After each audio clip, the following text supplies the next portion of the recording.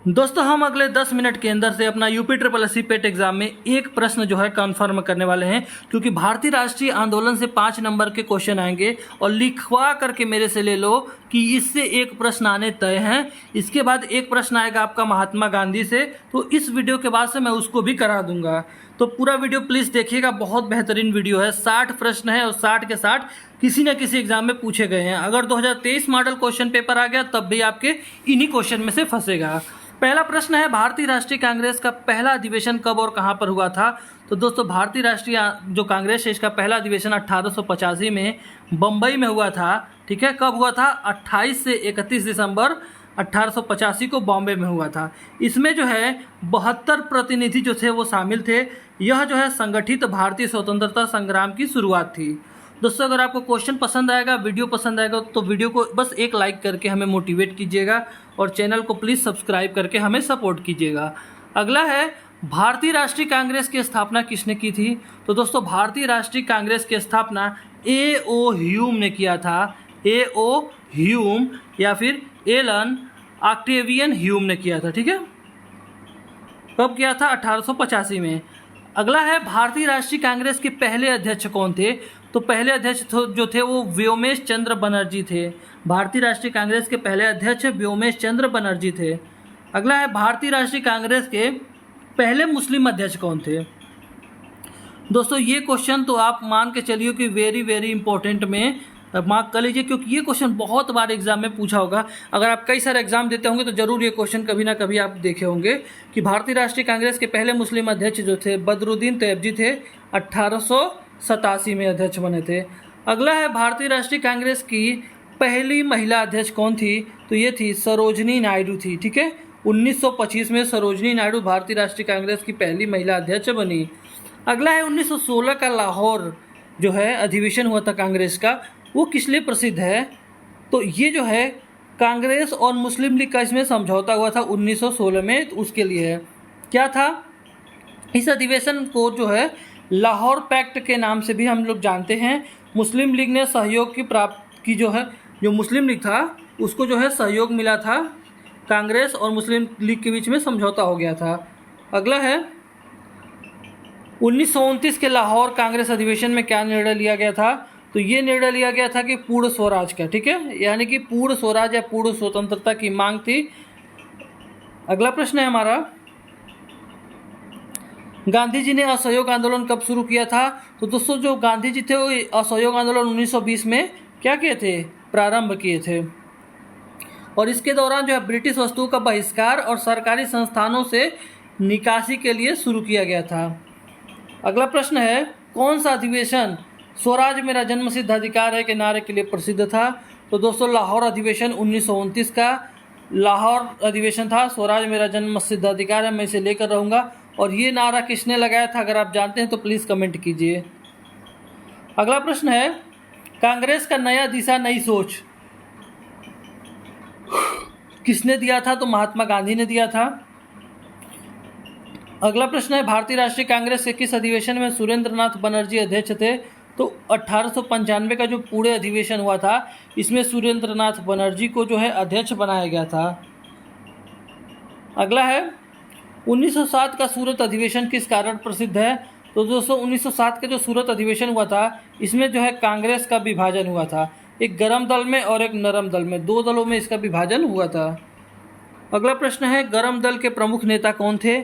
तो देखिए साथियों, जो गर्म दल के प्रमुख नेता थे ये बाल गंगाधर तिलक थे। कौन? बाल गंगाधर तिलक गर्म दल के प्रमुख नेता थे। अब इसमें 3 लोग थे, लाल बाल पाल नाम से जानते हैं, लाला लाजपत राय, बाल गंगाधर तिलक और बिपिन चंद्र पाल थे। इन्हीं को लाल बाल पाल बोलते थे और ये गर्म दल के नेता थे।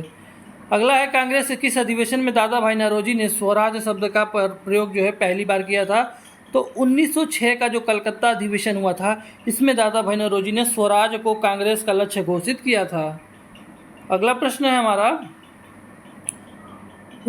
1906 का जो कलकत्ता अधिवेशन हुआ था इसकी अध्यक्षता किसने किया था? तो अब यह ऊपर आपने देखा ही है, दादा भाई नौरोजी ने किया था। और क्या हुआ था? इस अधिवेशन में स्वराज की घोषणा हुई थी। अगला है, किस अधिवेशन में महात्मा गांधी पहली बार कांग्रेस में शामिल हुए?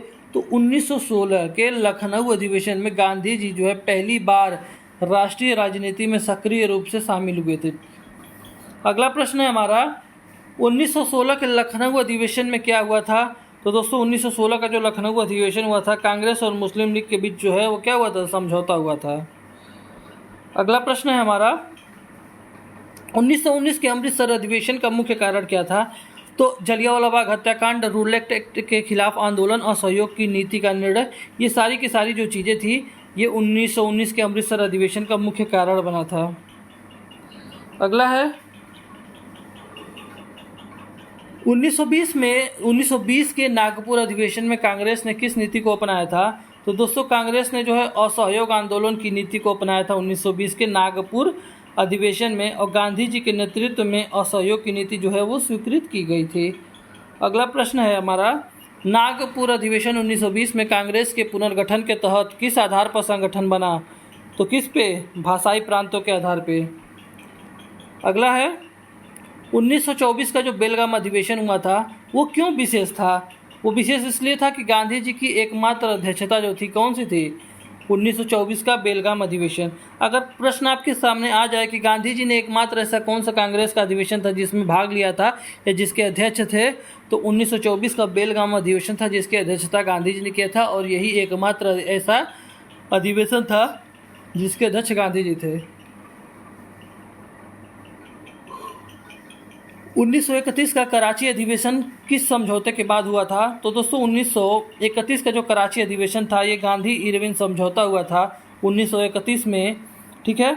इसी के समझौते के बाद जो है ये कराची अधिवेशन हुआ था।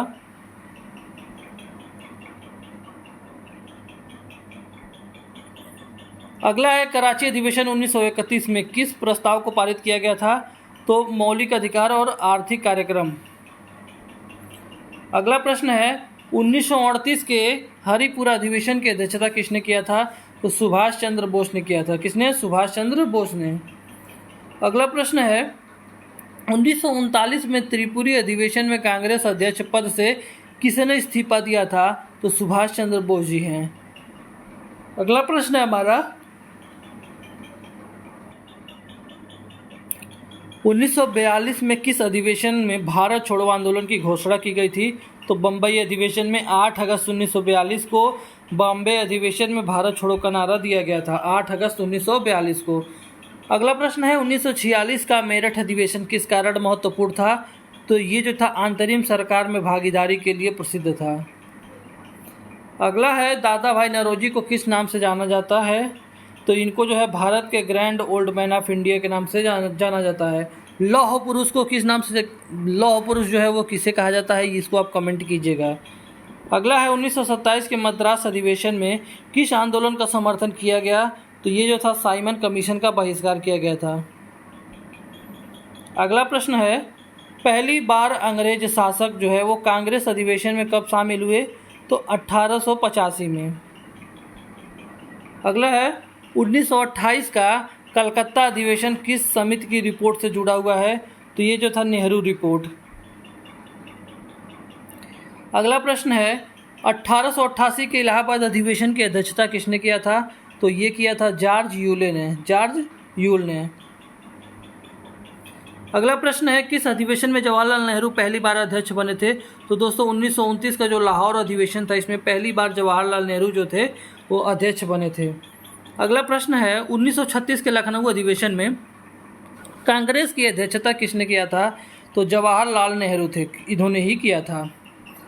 अगला प्रश्न है कौन सा अधिवेशन जो है कांग्रेस सोशलिस्ट पार्टी के गठन से जुड़ा हुआ है। तो 1934 की घटना।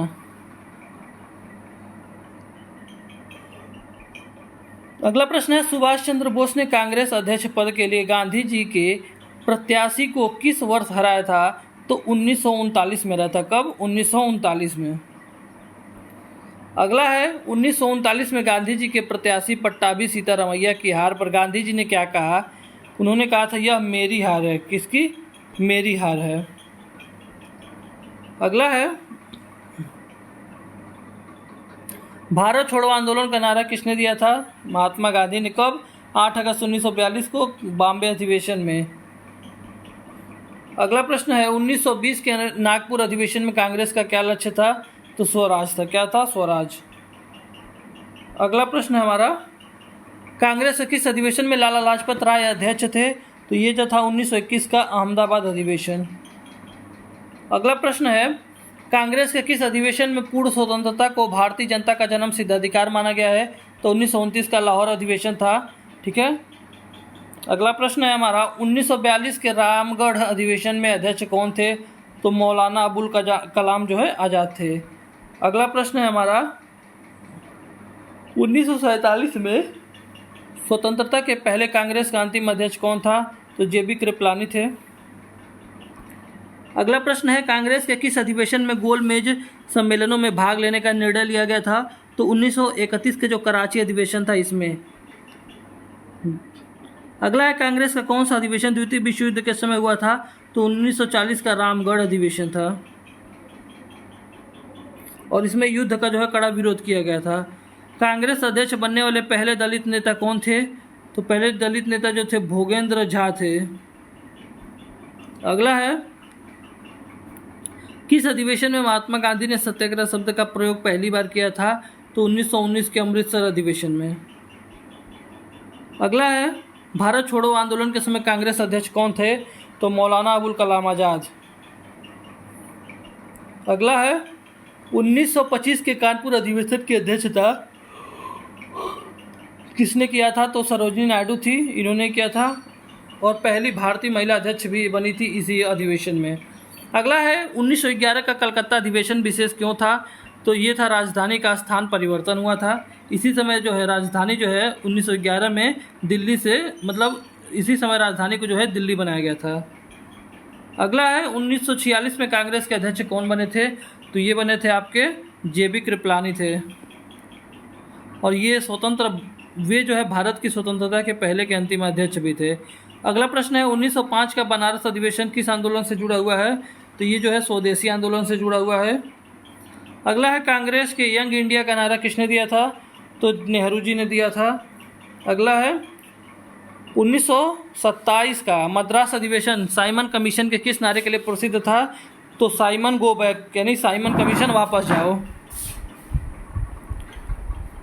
अगला है, कांग्रेस का 50वां अधिवेशन कब और कहां पर हुआ था? तो 1937 में फैजपुर में हुआ था। किसान मुद्दों पर यह ग्रामीण पृष्ठभूमि में आयोजित होने वाला पहला अधिवेशन था। अगला है, 1937 के फैजपुर अधिवेशन की अध्यक्षता किसने किया था?